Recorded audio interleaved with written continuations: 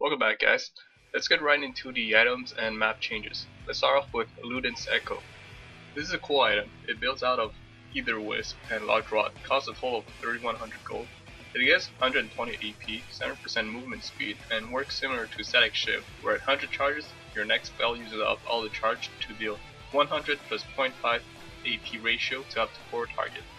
AP is nice, move speed is real nice, but apart from that, 3100 gold is a lot of investment. It's supposed to replace the DFG, and what I like about it, it's not a first item build like DFG was, so I find it a healthy item. This item as a 4th, 5th, or 6th item is good, no doubt about it. What I'm trying to figure out is who would this be good on as a first item? Arthas, Katarina, Rumble, Lad? Well, I'll figure that one out after a few Dominion games. And on a side note, the other thing I don't like about this item is its animation.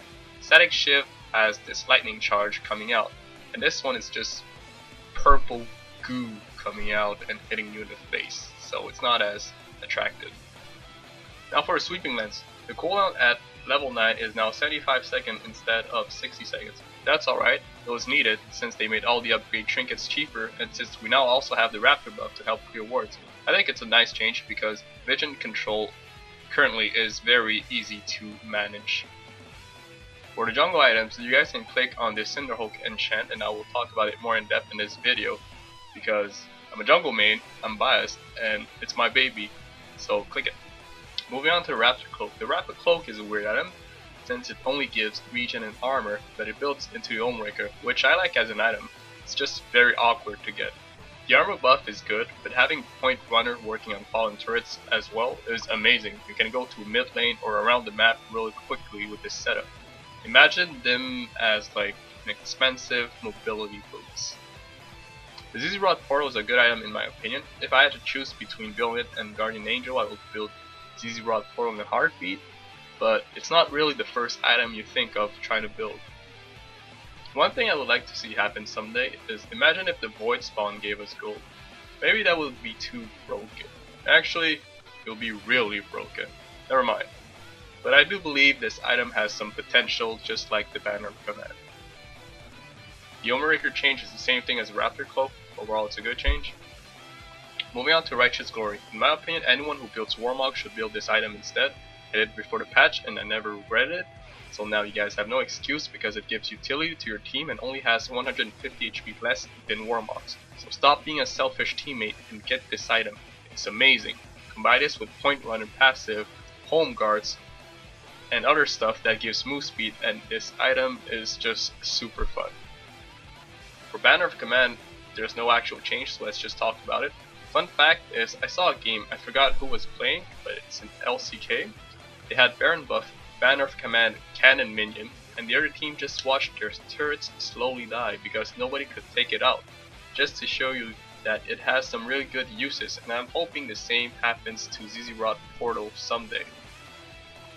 Now for the Inhibitor and Nexus turret changes, they are making them give 50 gold only and they don't give any more global XP at all.